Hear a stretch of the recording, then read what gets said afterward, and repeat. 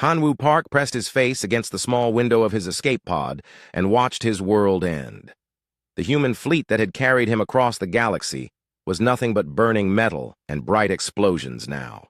The diplomatic mission that was supposed to bring peace had become a massacre in less than 10 minutes.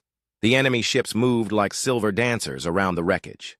They were beautiful and terrible at the same time. Their hulls seemed to be made of crystal that caught and bent the light of distant stars. Hanwoo had never seen anything like them. No human had. His escape pod shook as a tractor beam grabbed it. Through the window, he could see the largest enemy ship growing bigger and bigger. It was massive, bigger than any human city. Strange lights moved through its crystal walls like blood through veins. Hanwoo tried to stay calm. He was a diplomat, trained for situations like this, but his hands shook as he checked his translator device one more time. First contact was supposed to happen at a peaceful meeting. Instead, it was happening as a prisoner. The pod was pulled into a bright bay inside the enemy ship. Creatures in shining armor waited for him. They looked almost human from a distance, but as they got closer, Hanwoo could see the differences. Their skin was clear like glass, and colors moved under it like oil on water. They were tall and thin, and they moved with perfect grace. One of them opened the pod with a tool that seemed to be made of living light. Hanwoo stepped out with his hands raised. He had left his weapons behind on purpose. This was supposed to be a peaceful mission. "I am Hanwoo Park, diplomatic representative of Earth," he said into his translator. The device hummed and produced sounds he could not understand. The alien soldiers looked at each other. One of them stepped forward and touched a crystal on its armor. When it spoke, Hanwoo heard the words in perfect Korean. "You will come with us, human. The Queen wishes to see you."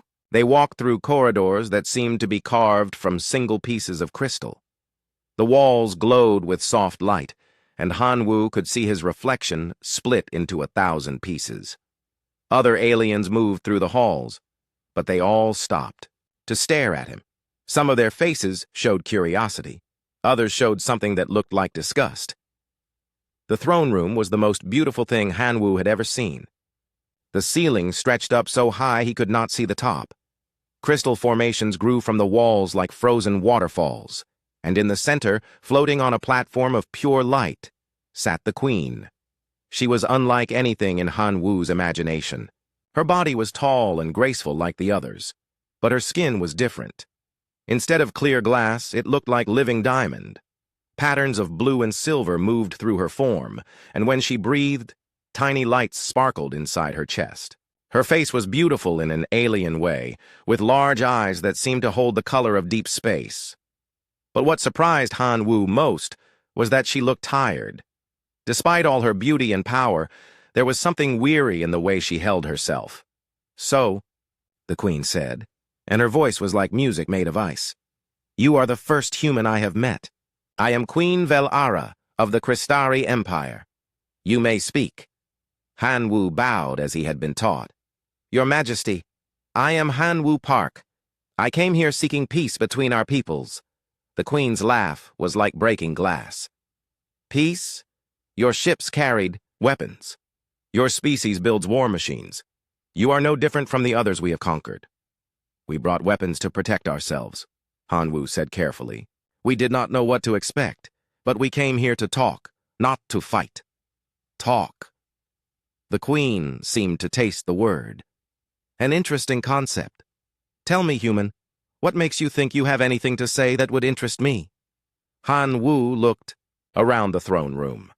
The alien soldiers watched him with expressions he could not read. The Queen floated above him like a judge deciding his fate. He thought of his sister so young back on Earth, probably watching the news and worrying about him. He thought of all the people who had worked to make this mission possible. "Because we both want the same things," he said finally. "We want our people to be safe and happy. We want to explore the stars and learn new things. We want to build something better than what we have now." The Queen's colors shifted. The blue in her skin became darker, like a storm cloud. "You know nothing about what I want, mortal." "Maybe not," Hanwoo agreed, "but I would like to learn." For a moment, the room was completely quiet. The queen stared down at him, and Hanwoo felt like she was looking right through him to his soul. Then she waved her hand, and the platform began to descend. When she was closer, Hanwoo could see that the patterns in her skin were not just beautiful. Some of them looked wrong, like cracks in perfect glass. And sometimes, just for a second, her face would tighten as if she was in pain. "You will be kept alive for now," the queen said. "I find myself curious about your species. You will answer my questions truthfully, or you will join your fleet in death. Do you understand?" "I understand," Hanwoo said. "Good." The queen rose, back up on her platform. "Guards, take him to the holding chambers. Make sure he is comfortable. I want him healthy for our conversations." As the soldiers led him away, Hanwoo looked back once. The queen was watching him go, and for just a moment, he thought he saw something in her alien eyes that he recognized. It looked like loneliness. The holding chamber was larger and more comfortable than Hanwoo had expected. The walls were made of the same crystal as the rest of the ship, but these were warm to the touch and glowed with gentle light. There was a bed that adjusted to his body, food that tasted surprisingly good, and even books written in Korean that his translator could display. But despite all the comfort, Hanwoo could not forget the look in the queen's eyes. He had been trained to read people, and what he had seen there was not the cold calculation of a conqueror. It was the deep, aching sadness of someone who had been alone for far too long. As he lay on the strange bed, looking up at the crystal ceiling that showed him the stars outside, Hanwoo wondered if maybe, just maybe, this disaster could still become an opportunity. Not for conquest or surrender, but for understanding between two very different kinds of people who might not be so different after all. 3 days passed before the queen called for Hanwoo again. During that time, he learned much about his captors from watching and listening. The Crystari moved through their ship like pieces of a perfect machine. Everything had its place, and everyone knew their role exactly, but Hanwoo noticed things his captors might not have expected him to see. The way they never touched each other, not even by accident. How they spoke in precise, formal words, even to close friends. The way they all seemed to avoid showing any strong emotions, as if feeling too much was dangerous. When the guards came for him, they led him to a different room. This one was smaller, with chairs that looked almost human. The queen was already there, sitting instead of floating. Up close, Hanwoo could see the cracks in her crystal skin more clearly. They formed patterns across her arms and neck like old scars. "Sit," the queen commanded. Her voice was still cold, but Hanwoo thought he heard something else in it now. Curiosity, maybe? "Thank you, Your Majesty," Hanwoo said as he took the chair across from her. "Tell me about your homeworld," the queen said. "What is it like?" Hanwoo smiled, remembering Earth's blue skies and green forests. "It's beautiful. We have great oceans and tall mountains, cities full of people and wild places where no one lives. The weather changes with the seasons, and every place is different. And your people live together in harmony?" The queen's tone suggested she doubted this. "No," Hanwoo admitted. "We fight sometimes. We disagree about many things. We make mistakes and hurt each other, but we also help each other. We share our food and our homes. We take care of our children and our old people together." The queen's colors shifted slightly. "You admit your species is flawed. Why?" "Because it's true," Hanwoo said simply. "Hiding our problems doesn't make them go away. We try to do better, but we're not perfect." Perfect. The queen repeated the word like it had a bitter taste. "The Crystari have spent 1,000 years pursuing perfection. We have removed weakness from our society. We do not fight among ourselves. We do not waste time on useless emotions." Hanwoo looked at her carefully. "But are you happy?" The question seemed to surprise her. The patterns in her skin flickered and changed color rapidly. "Happy? That is not relevant. Happiness is a primitive emotion that leads to poor decisions." "My sister So Young would disagree," Hanwoo said. "She's a scientist, very smart. But she says the best discoveries come when she's excited about her work. When she's happy, she thinks more clearly, not less." Tell me about this sister. The queen leaned forward slightly. Han Wu's face brightened. She's younger than me, but much smarter. She studies alien life forms. She was so excited when we got the chance to make first contact with your people. She spent months learning everything she could about crystal-based life. She studies us? She studies the idea of you, Han Wu corrected. We knew so little before we came here, but she theorized that crystal-based life might think and feel differently than carbon-based life like us. She wanted to understand how your minds work. The queen was quiet for a long moment. When she spoke again, her voice was softer. What did she theorize? That your people might process emotions differently. That what seems cold to us might actually be, well, something else. Something we don't understand yet. And what do you think now that you have met us? Han Wu chose his words carefully. I think your people have forgotten how to feel, not because you can't, but because someone taught you it was wrong to try. The queen stood up suddenly. The crystal formations on her skin flared bright red. You know nothing about us? But as quickly as the anger came, it faded. The queen sat back down and her colors returned to their normal blue and silver. For a moment she looked confused, as if she didn't understand what had just happened to her. I'm sorry, Han Wu said quietly. I didn't mean to upset you. I am not upset, the queen said automatically. Then she paused. That reaction was unexpected. When was the last time you felt angry? Han Wu asked gently. The queen stared at him. Crystari do not feel anger. Anger is inefficient. But you just did feel it. No, The queen stopped. She looked down at her hands, watching the colors move under her skin. This is your fault. Something about your presence is affecting my control. Maybe it's not about control, Han Wu suggested. Maybe it's about permission. Permission? To feel things. To be not perfect. The queen was quiet for a long time. When she spoke again, her voice was barely a whisper. Do you know how old I am, human? No, Your Majesty. 847 years. I have ruled for 6 centuries. I have conquered 43 worlds and brought order to chaos across 3 star systems. She looked up at him. And in all that time, I have never had a conversation like this one.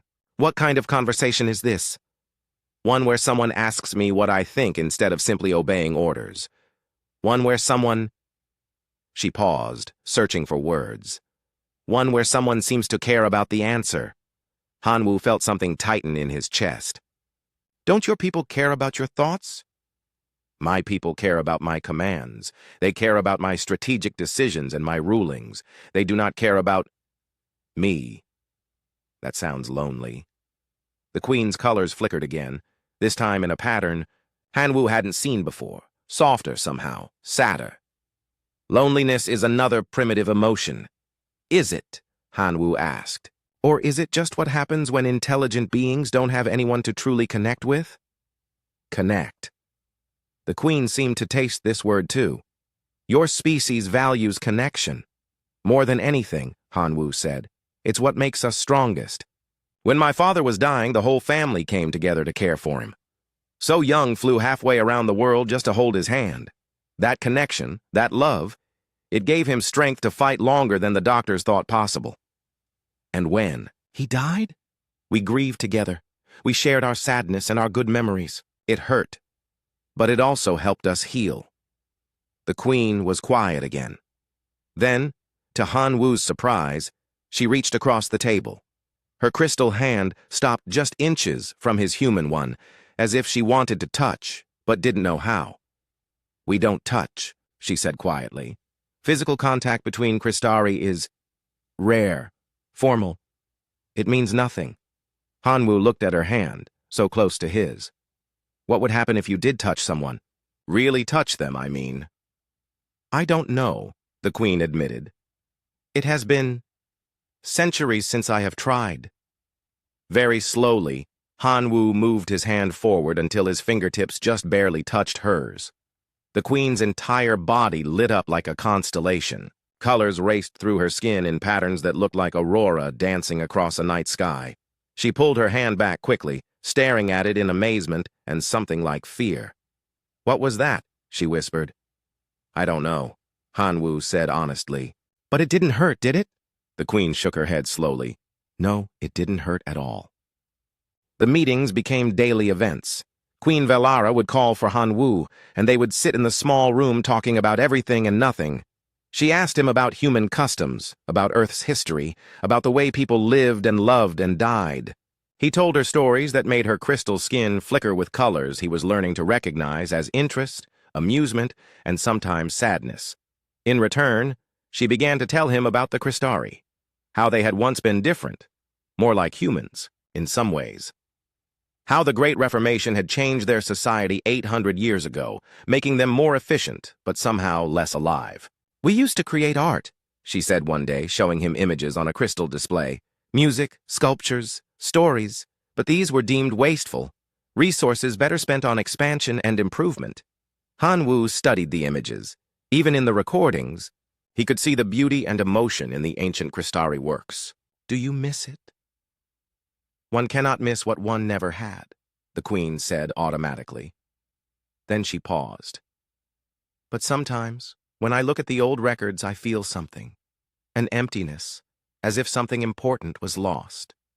"You could bring it back," Hanwoo suggested. "You're the queen." "It is not so simple. Change comes slowly to my people.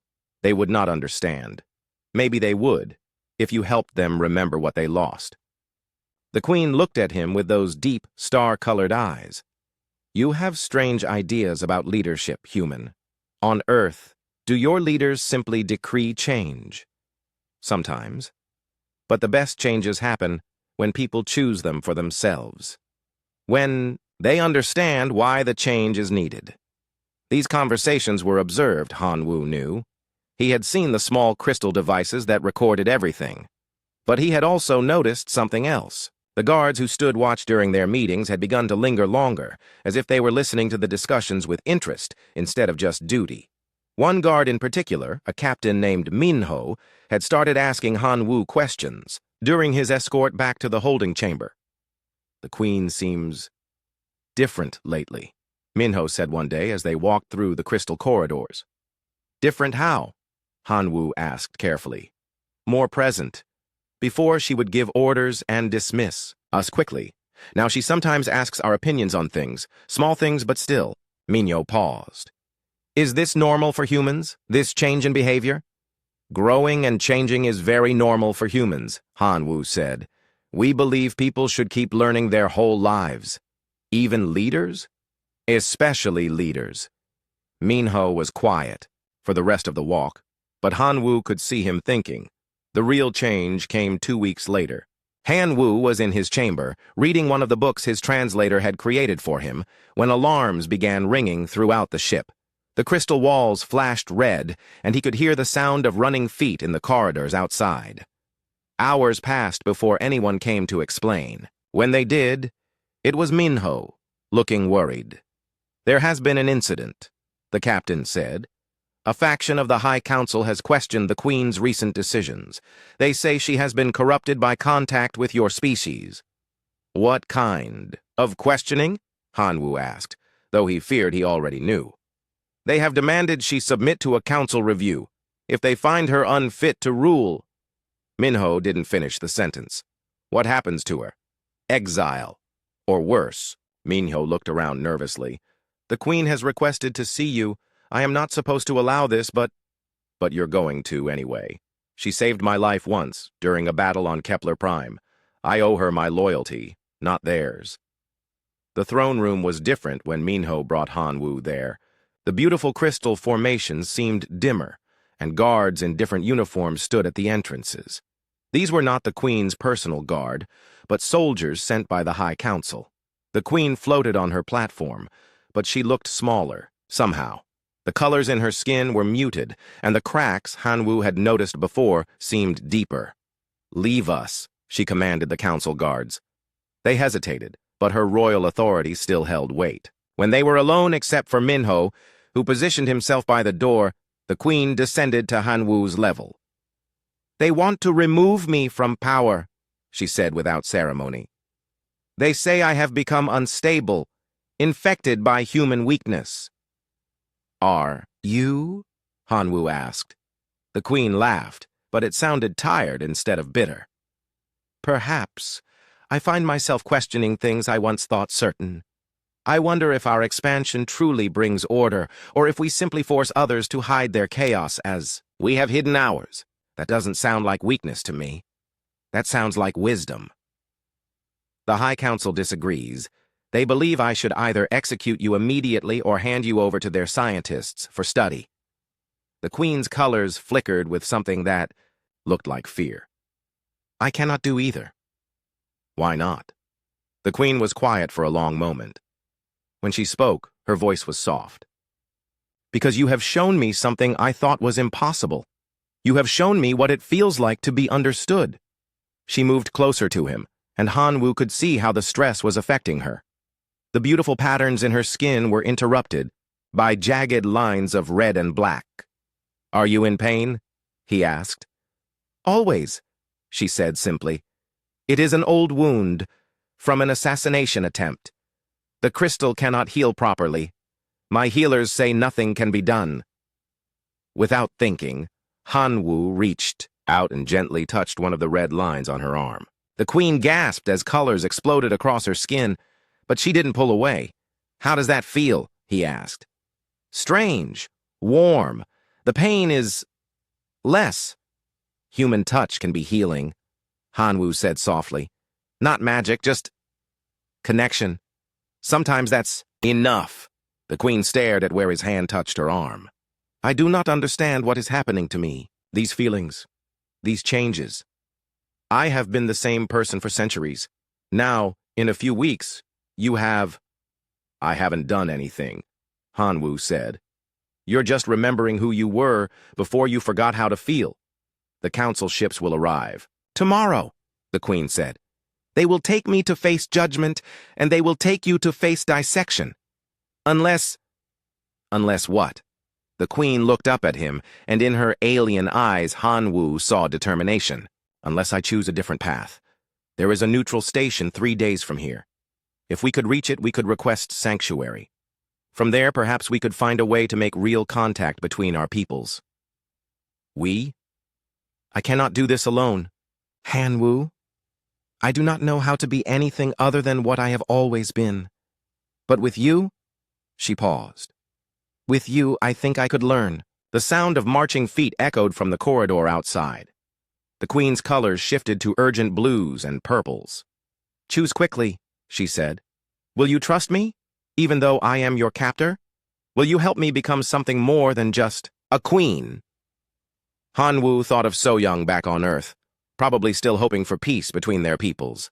He thought of all the humans and Crystari who might die if this chance was lost. And he thought of the lonely, powerful woman in front of him, asking for help in the only way she knew how. Yes, he said. I'll help you.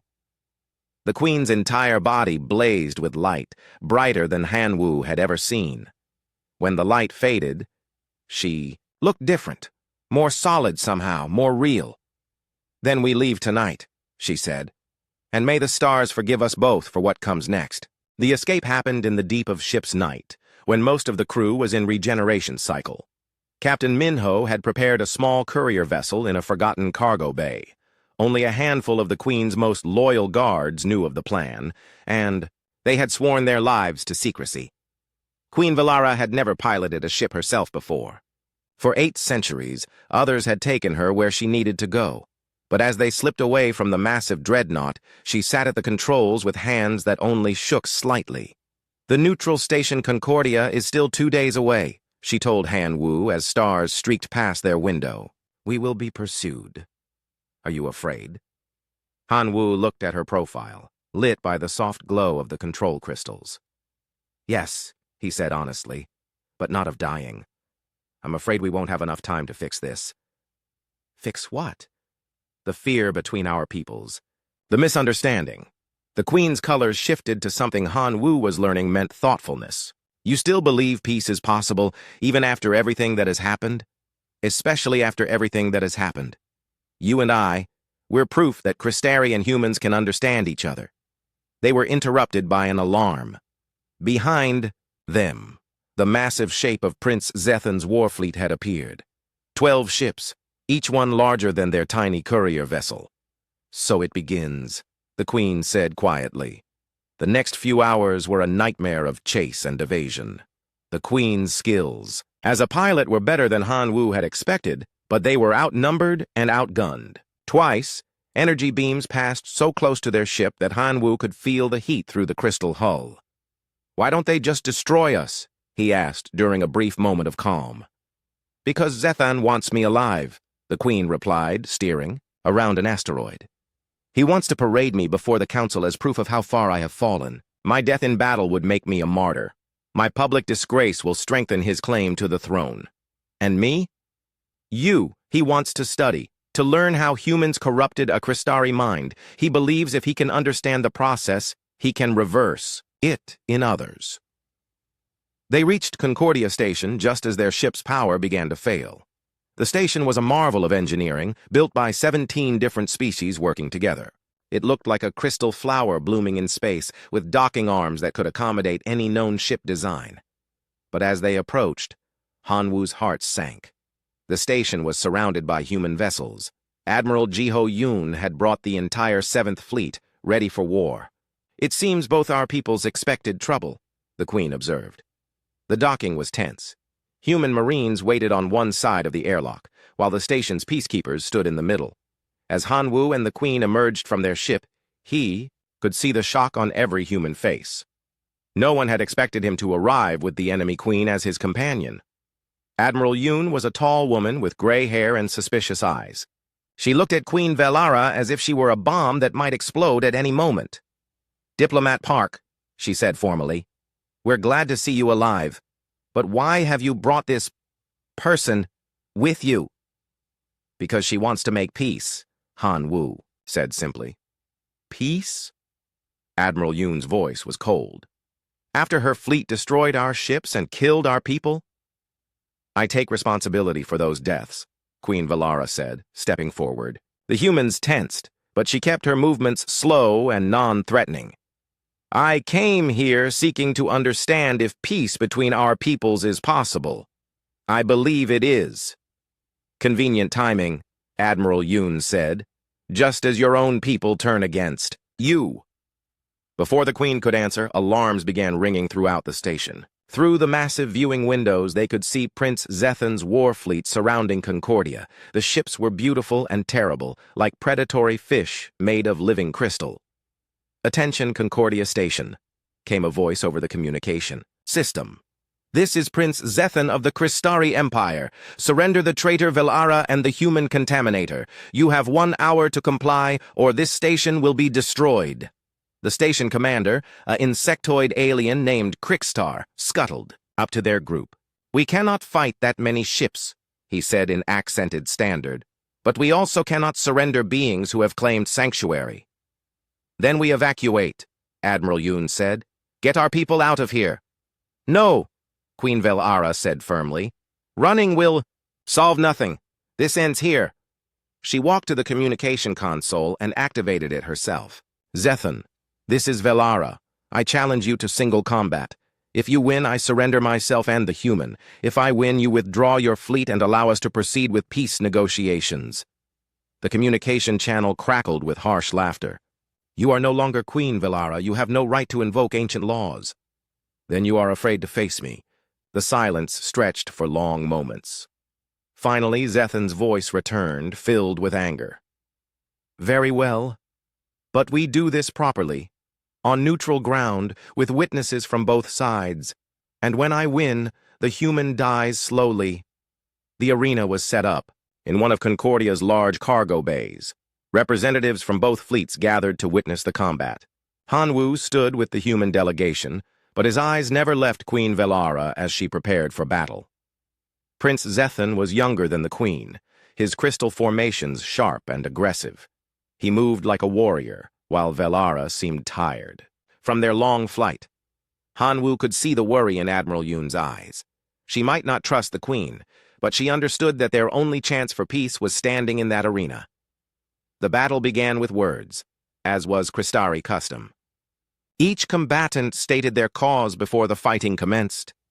"I fight for order," Zethan declared, "for the purity of our people and the strength of our empire." "I fight for possibility," Queen Velara replied, "for the chance that we might become more than we have been." The physical combat was brutal and beautiful. Both fighters moved faster than human eyes could follow, their crystal bodies blazing with light as they struck at each other. But Hanwu could see that the queen was losing. The old wound in her side slowed her down, and Zethan was relentless in his attacks. In the critical moment, as Zethan raised his weapon for the killing blow, something unexpected happened. The queen stumbled and fell, and Hanwu moved without thinking. He jumped over the barrier, separating the observers from the arena, and threw himself between the queen and her attacker. Zethan's crystal blade stopped just inches from Hanwu's chest. The silence in the arena was absolute. "Interesting," Zethan said softly. "The human protects his captor. Tell me, mortal, why do you risk death for her?" Hanwu helped Queen Velara to her feet, feeling her lean against him for support. "Because she's not my captor anymore," he said. "She's my friend." The queen looked at him with wonder in her alien eyes. Then, in front of hundreds of witnesses from both species, she did something that shocked everyone present. She wrapped her crystal arms around Hanwu in a gesture that was unmistakably an embrace. "I'm yours, mortal," she whispered in his ear, so softly only he could hear. "If you'll have a broken queen who's learning how to be human." The light that blazed from her crystal skin was so bright that people had to shield their eyes. When it faded, something had changed in the arena. The queen stood straighter, the cracks in her skin glowing with warm light instead of pain, and in her eyes was something that had been missing for centuries: hope. Prince Zethan lowered his weapon, staring at the sight before him. "What manner of sorcery is this?" "It's not sorcery," Hanwu said, still holding the queen close. "It's just what happens when people stop being afraid to care about each other." 6 months after the confrontation at Concordia Station, the galaxy had changed in ways no one could have predicted. The image of Queen Velara embracing the human diplomat had spread across 1,000 worlds. Some called it a sign of hope. Others called it a sign of weakness. But no one could ignore it. The Crystari Empire had split. Prince Zethan controlled the old territories, ruling with the same iron efficiency their people had known for centuries. But a third of the fleet had followed Queen Velara when she established the new Crystari Republic on a small world called Haven's Hope. Hanwu stood in the observation deck of their new station, watching ships arrive from across the galaxy. Human vessels brought supplies and diplomats. Crystari ships carried refugees seeking a different way of life. Other species came too, curious about this experiment in cooperation. The supply ship from Earth brought something special.